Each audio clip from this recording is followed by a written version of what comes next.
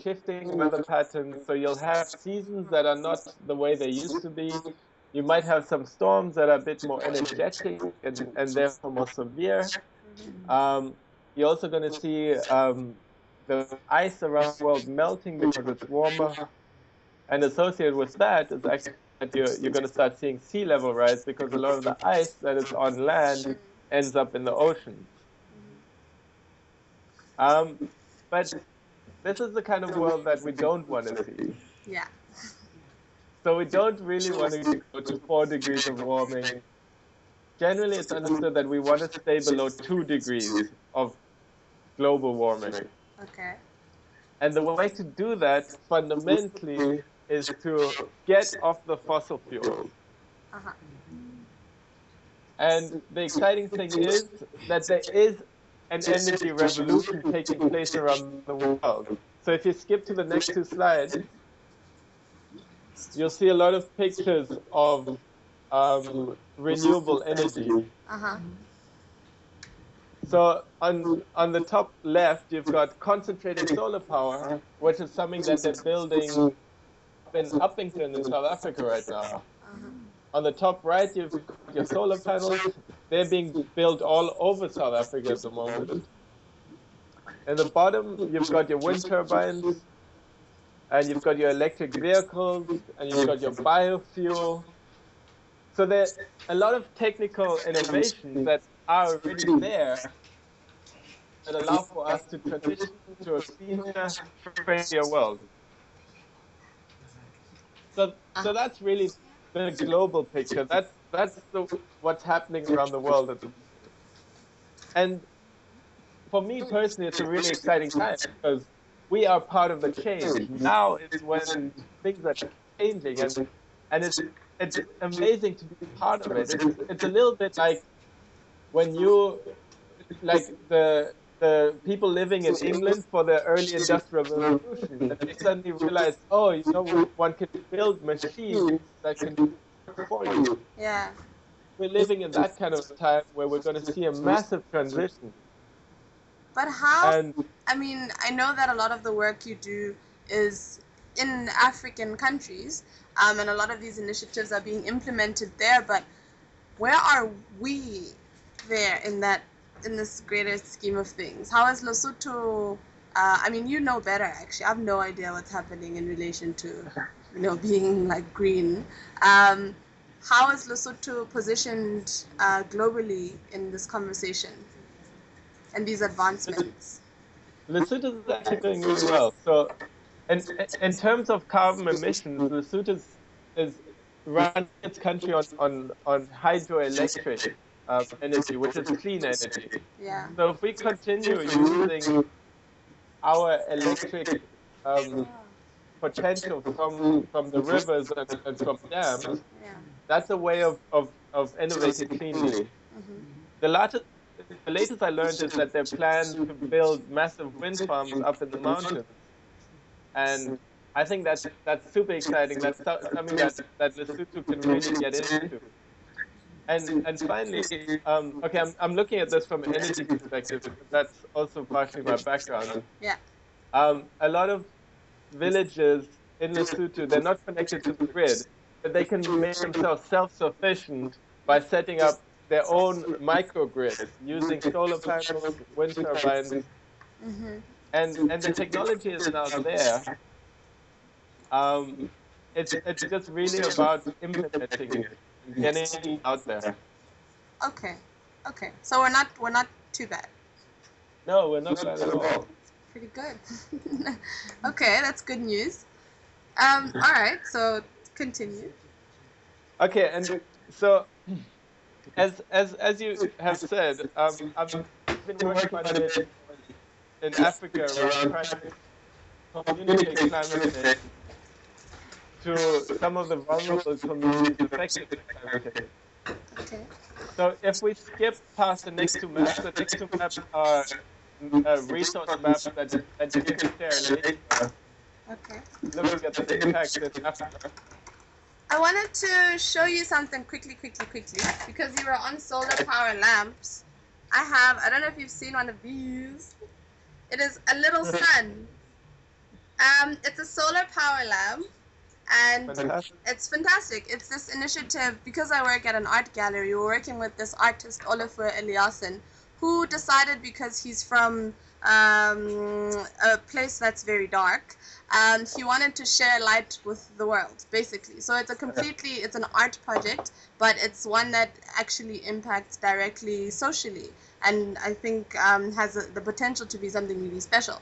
And so this little sun here, I mean, you charge it, obviously, you know how solar power lamps work, but the great thing is you can wear it on your neck and stuff. And we're kind of, as the gallery is kind of volunteered to help distribute these lamps as an initiative to places where electricity is not necessarily available, and light is not very easy to come by. So, I mean, I gave my uncle one of these, which is really great. He lives in Mashai, Tabateka, in the mountains, and, you know, I gave him and one of the Badisana there these lamps, and they were so happy with them that somebody even stole one from him. And it was because it was very I mean, it's yellow and it's a sun and it's very distinct. It was found in like the next town, stolen by some other shepherd who was like using it at night, who decided homo. So anyway, whatever. I just thought it was a nice way to kind of link things, the art things that I'm doing and the thing you're doing. No, exactly, and there's massive synergy, because it's a lot of the messaging now has to be around making these solutions, like these new technologies, as attractive and as fun as possible. Yeah, and also to just kind of help encourage people to sway away from those kind of toxic things like kerosene lamps. I mean, essentially the cost of one of these things is like, it's like, you know, 80 rand. So in relation to the amount of kerosene that one would buy over a 3-year period, which is how long the solar panel lasts on this, it's like, you know, it's a no-brainer. So we're hoping that initiatives like this can get into Lesotho as well. Yeah. No, exactly. And I've actually been talking to a friend in Germany. He's got a great technology too, where basically you put up a solar home system, so you can power your whole house from a solar panel, and then you can pay it off over the next 5 years. Oh wow! And you use SMSs on your phone. So every couple of weeks, whenever you have the money, send like 2 or 5 rand by SMS. That's fantastic, and it's that cheap. Yeah. Okay, I'm like, that sounds. No, well, over 5 years. So yeah. And the smart thing is also, like, if you don't do your payment, then your system shuts down. So it's like a prepaid meter. Oh wow, that's fantastic. That's really, really great. So you can basically pay every time you need more electricity. Yeah, and you said where is this happening? So it's a friend of mine in Germany. He's already set up a few projects in Tanzania and Kenya. Okay. And I want him to come to Lesotho. Yes. This is what exactly. You should bring it home. Absolutely. I'm working. Yes. Did you hear that? Good. Okay. Cool. Okay, so maybe you can just jump forward to that picture of like the theater performance with a woman holding an airplane. An aeroplane. The one before? Before that. Did you see it? Yeah, sorry. That? Yeah. Got it. Yeah. Okay, so that is in 2009. I got involved with an NGO called Resource Africa. And we set up a theater performance up in Lesotho. And this is a picture from the performance. And this picture actually did really well for me. It later, I won a prize for it. Because it's all about explaining character visual and easily digestible way. So this might actually be a good time to watch Climate Theatre, which is a short film we made about that theatre performance. Sorry, say the title again. Can you say the title for me again? Climate Theatre. Climate theater. Yeah. All right. Okay, just to chip in for Lerato, she's out for a minute. So when are you bringing climate theater home? I think this should be home, you know. I let you going around in Africa doing things. When are you going to think of home now? Because this is high time you did. It sounds fantastic. We have lots of sun here, you know. So we would really benefit from it. So how can we? I'm just trying to get a little bit of international build up the connections to make sure that whatever I can bring home is the right thing. Yes, please. Good. And we always say in our culture, if you bring things home, then you will get blessings. That's the start. That's true. Yeah. Oh, okay. Hi. Okay. Cool. Sorry. So I was. We were on climate. Did you go to watch the climate theatre video? The climate theatre. Should watch it. Matt? She's just looking for World Bank. World Bank. Yes. Max. Mema Tepo Ramakwai, who's I introduced her. She'd like to ask you a question. Natapo, just speak into the. Make sure her mic is on. Can you hear? I did. Yeah. Okay. Okay. Okay, Thabiso, you said we're working for the World Bank, and my interest is on your climate conscious program. Which countries are you covering? East, West, Central, or Southern African countries, whichever? Because we have a lot of programs that the World Bank are working on with ourselves. So I would like to find out whether you're not working with Lesotho because either you don't have programs coming down here or you don't have funding, and what can we do to make sure that you come forward to come and work with us, especially in this program on climate change program. I'm talking as a member of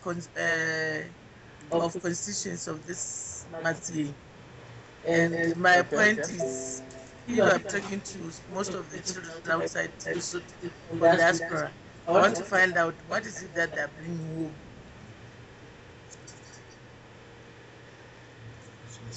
Hello, do you hear me? Yeah.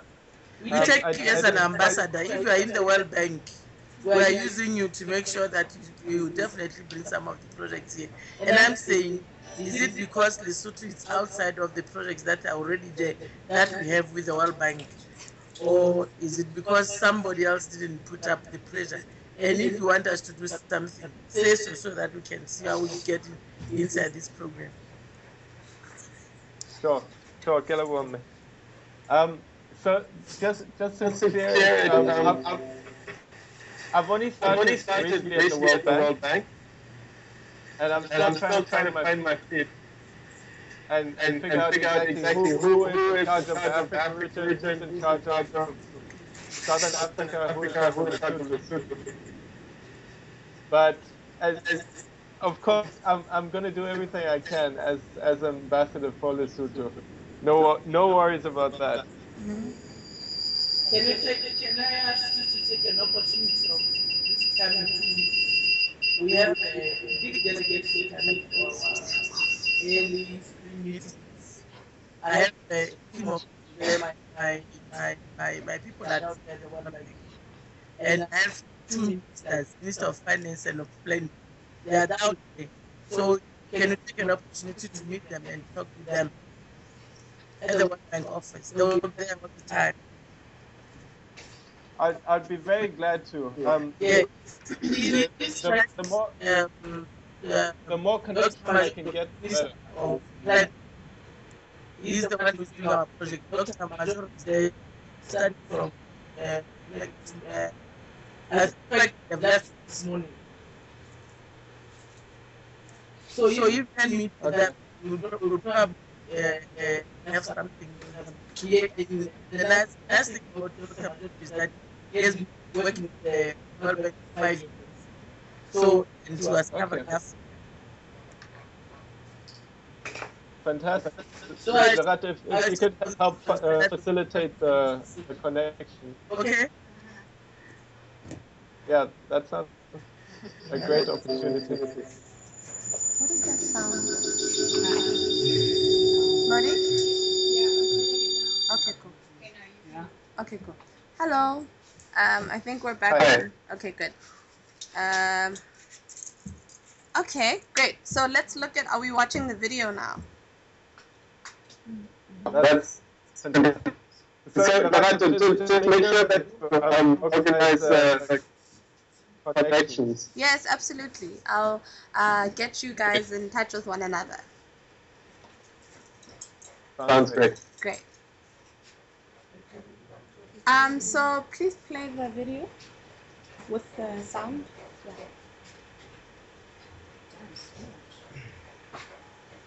Did you press play? Yeah, no, it jammed, but it's coming. Okay. Well, a technical moment. It's a little bit slow, so I think it may be working now. There we go. Okay. Yeah, I think it's playing now.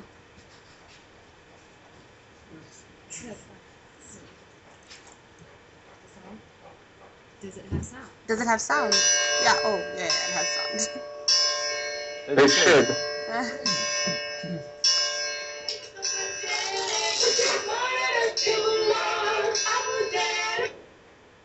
Oh, it's buffering. It's still buffering. Yeah.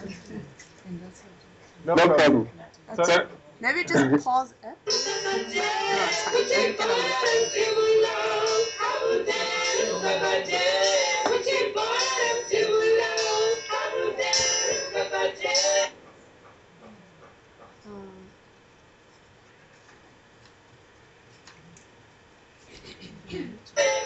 fine. Maybe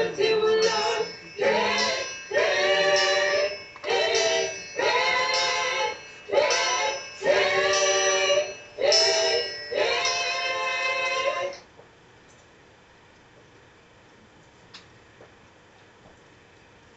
So if it buffers, maybe we could. Yeah, maybe we should pause it. Just pause it. Just pause it. Yeah, just press pause and then it'll buffer and then hopefully come on. I don't know if it's buffering. Let's have a move the mouse down. Yeah, it's slow. No, you must. Okay.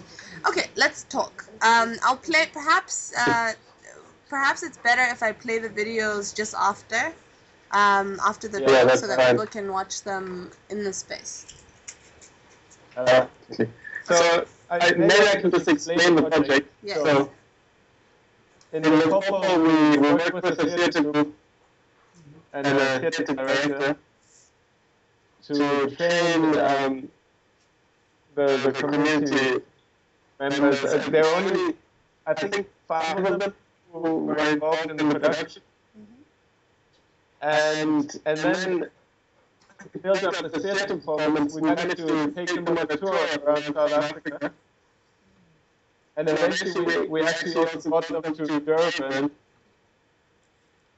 UNFCCC COP17 in 2011.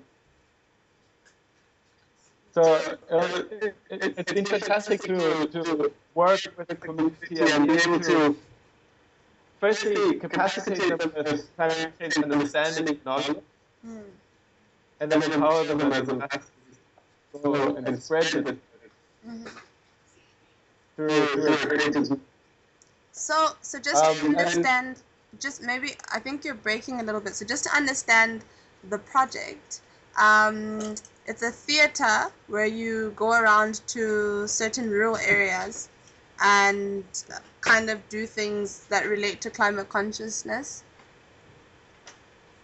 Exactly. So the theater needs to explain what climate change is and how it might. Yes, sorry, I missed that.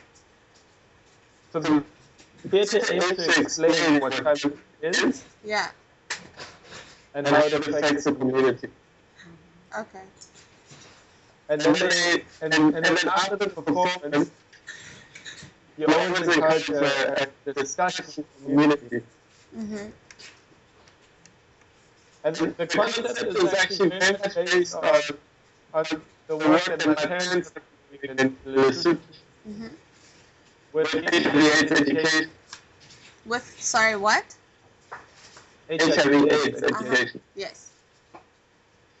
So in Lesotho, we also call it I think the sound is really it's really breaking quite badly. I don't know if can you hear me properly? I can hear you great, but I can hear you great sometimes. Like now you sound fine, but just now we missed all of what you just said. Okay, so in Lesotho, my parents set up a jail called Lesotho Media. Lesotho Media. Yeah. Okay. And they organize rural screenings of documentary films. I read about that. Yeah. So it's taking that process as a teaching tool. So using creativity to explain issues to rural communities. It's great. And then we took the project to Namibia, Tanzania, and Kenya. And they worked with the Maasai. And we also made documentaries with them that are being screened in communities via Barcelona. So, okay, yes. So that's the other film. That's the World That's Malaria. Yeah. Is the one with the Maasai. Okay. Well, I'll play it for everybody to see just afterwards. Fantastic. And in terms of your filmmaking, because that's something you do, what kind of, I mean, you obviously would have been very instrumental in the creation of these particular films, or, right? What kind of projects have you done? What, yeah.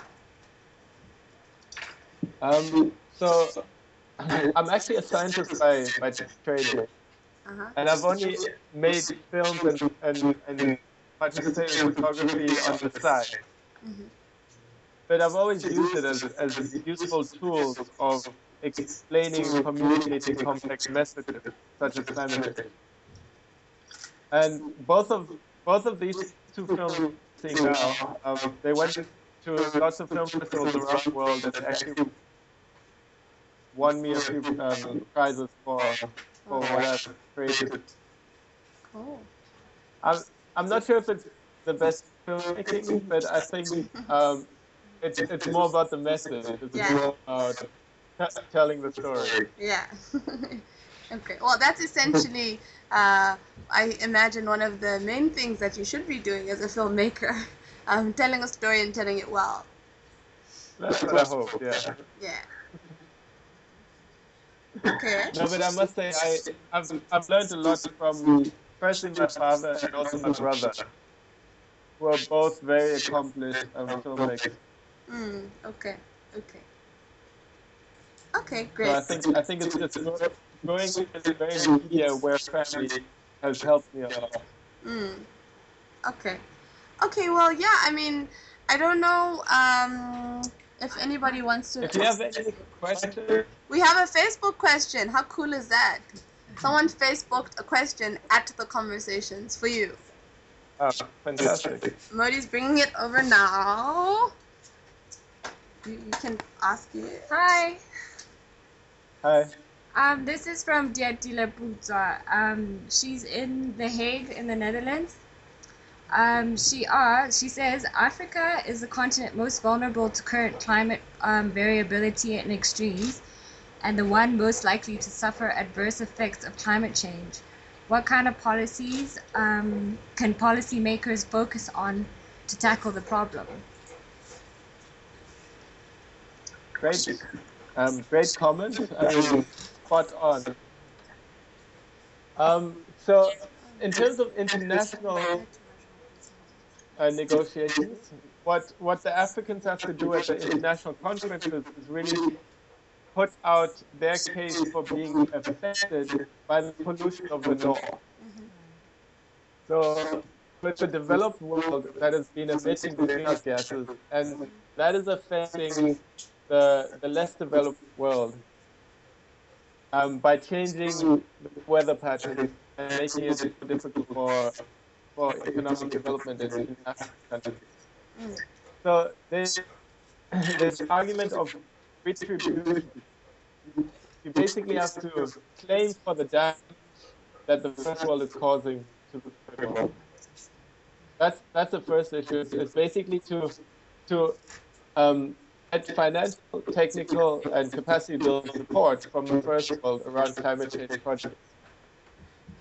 Then the next really important thing is to make sure that whatever development African countries go through is climate smart. And by doing that, first, when you grow your cities, you have to make sure that you make them resilient to the climate change. So if you're building a city next to the ocean, you make sure that you're not building in the floodland where it'll flood. You incorporate the planning of a future climate change. Sorry. Can you just say that one just again? You went away for a second. So, climate resilient cities is an important concept where you make sure that you plan for the future climate. So there are already models that can tell you what the world will look like in 30, 40 years. You make sure that you don't build your city on a floodplain, or you make sure that your water management system can deal with less precipitation in the future. That's the first concept. The second one is climate smart agriculture, which is basically looking for the right crop that can deal with various rain patterns and can yield more production. Then the third one is you embrace technologies that African countries don't get stuck up on highly priced fossil fuels, but actually kind of leapfrog into the new technologies, the renewable. It's a good comparison is the cell phone. The developed world, they all went around their electricity lines. Yeah. African countries have skipped the whole, the telephone lines. So a lot of African countries are skipping those fixed telephone lines and just go straight for cell phones. I'll just go into what? Sorry? Cell phones, okay. Cell phones. So they're transitioning, basically skipping over one of the older technologies to a new technology. The same thing has to happen with other technologies. Okay. And that's where my main argument is renewable energy. Yeah. Okay. And I find renewable energy is That's great. I mean, I think you've said some really positive things around renewable energy and possibilities for kind of getting involved on in the global conversation, and what initiatives we as individuals, perhaps very targetedly, what initiatives do you think we as individuals here in Lesotho can do? What should we do to be more conscious of our environment, conscious of global warming and climate issues?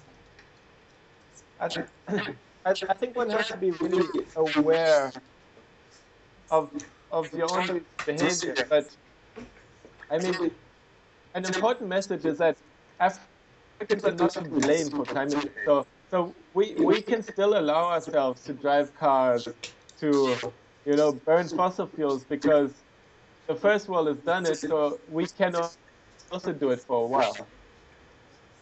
But it's more about realizing the opportunities. So one has to find whatever new opportunities are on your doorstep and embrace them. So it's more about being an entrepreneur, looking for whatever the new trend is and jumping on it. And that's why something like this is fantastic, where we can have a Skype workshop and we'll be tweeting about it instantaneously. Okay, cool. So now we've opened up the floor to people to ask you some things, and there are two people in front of you right now who should aim their heads towards the camera. Well, some was not very tall. Oh. Hey Max, how are you? Yeah. I'm good. I'm fine, thank you. My name is Ntat.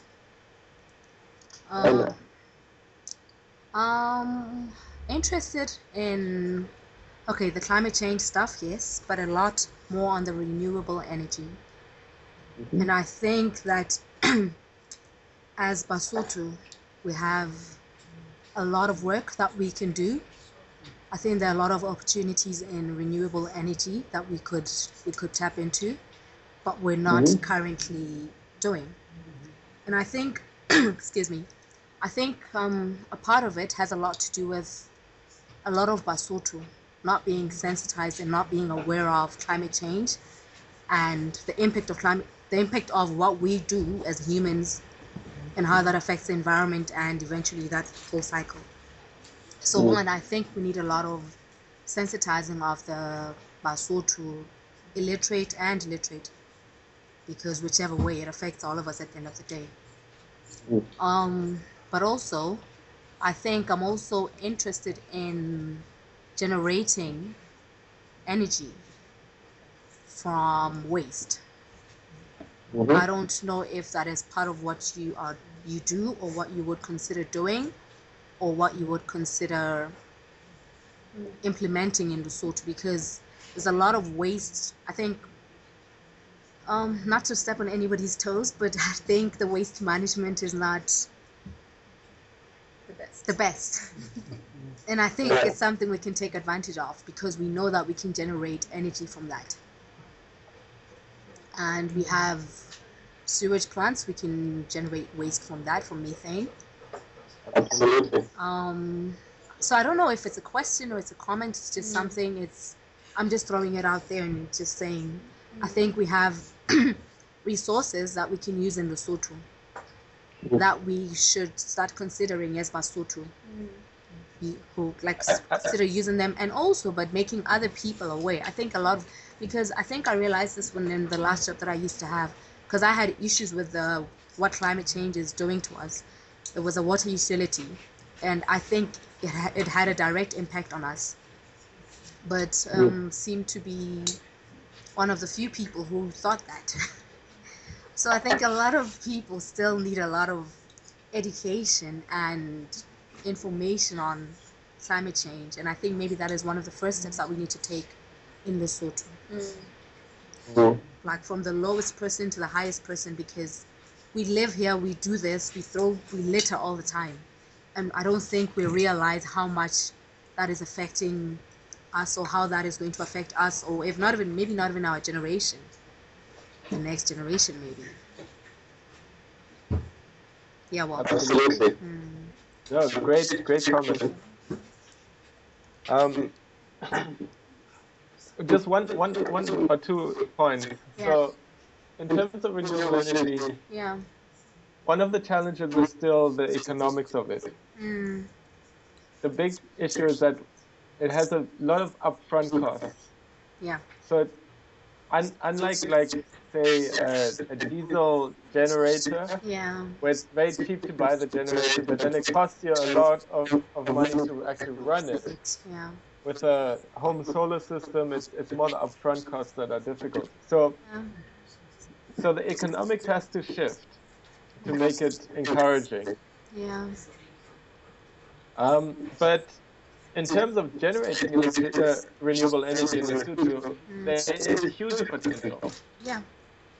So, I mean, we know it's windy up in the mountains. We know it's sunny in the whole country, and we know there's elevation for hydro potential. Yeah.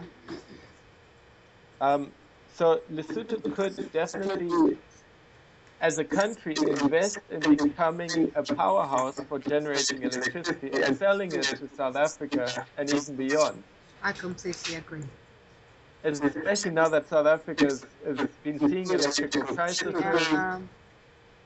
and is struggling with its building of Medupe and Kusile and all that. Lesotho has to, it's more about Lesotho really getting its act together and embracing the potential. Yeah. And there's also actually quite a lot of international climate finance available to go with wind and solar power projects in a country like Lesotho.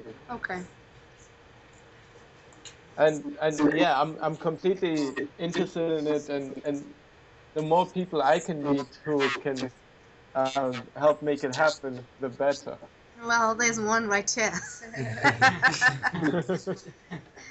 Okay. Yeah, let's talk later for sure. Cool. Please write your details down before you leave. I yeah? did. Okay. So just more people. Hey, how's it? Hi, how are you? I'm good. Okay, my name is Thabiso, and my surname is Dube. So what I do here, I do film, and mostly do film to help the communities, not for commercials or whatever. We do what we call to action films. So I'm just a young boy who is excited to be in film.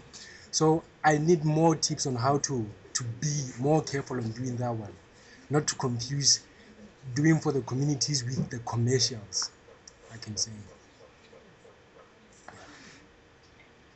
I think the most powerful film is the more personal it is. Personally, for me, commercials don't often bring the same message as what a real true story will bring. I didn't get that right. So, a true personal story from somebody that shows us real and true emotions can have the greatest impact, I find. Okay. Even more so than a commercial. Okay. But one also has to make sure that it's done very well and that it's professional and very appealing to watch. But I'd be really interested in seeing some of your work, and actually here at the World Bank we're running a competition for documentaries. Okay.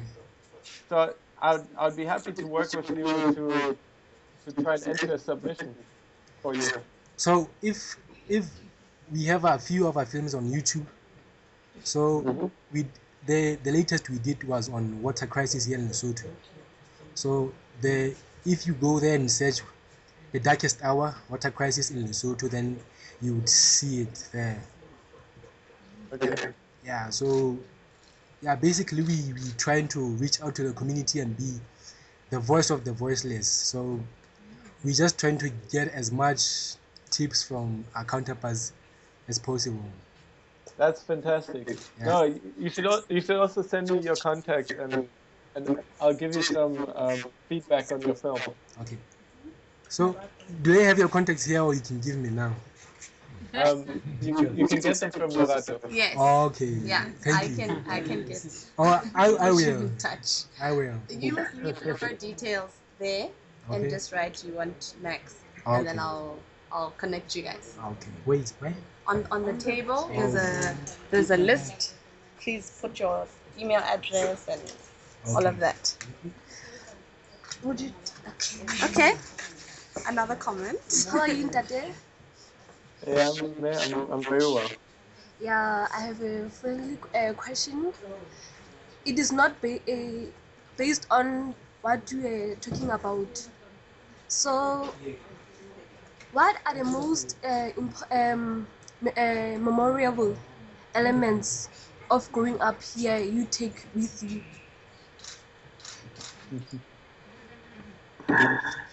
The most memorable elements. Um, there's so many. It's really difficult to identify.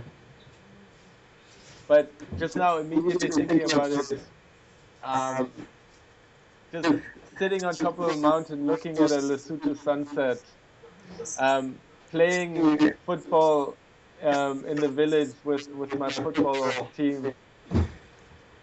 It's more about the friendliness, the natural beauty, and the openness of the Basotho that I carry with me. You know, like when I moved from Lesotho to South Africa, I was shocked. You know, because I couldn't understand why there was so much social difficulty in South Africa.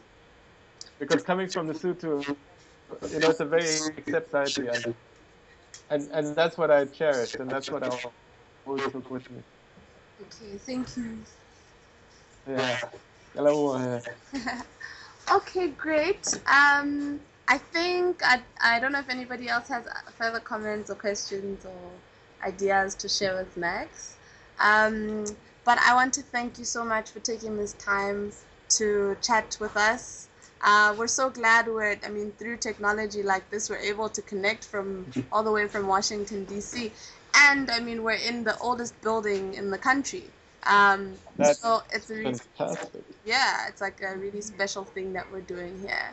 And I'm so pleased that you were able to take time to do it. So thank you. Thank you so much, Lerato. And if you want to write a little bit of a press release or a blog, I can help get it out there That would be and great. send it through like get it published somewhere on the World Bank website or so. That's fantastic. That's really great. I think it's important for this project to open up possibilities and continue the dialogue further, so it doesn't end today. This is just the very very first conversation. Hopefully, it'll happen again. Firstly, this particular platform, but also it will branch into the things that we're talking about, so they don't just end as digital ideas. They actually become tangibly implemented things. So I'm looking forward to see. Yeah. And thank you so much. I mean, it's so encouraging what you're doing, and it's so innovative. Thank you. It's really great. Thank you. Congratulations. Thank you, and congratulations on all you've achieved. My goodness, we're very, very proud to be associated with you. Keep flying the Lesotho flag. Of course, I always will. Great. Thanks, Max. Thanks, everybody. Goodbye. Bye. Ciao.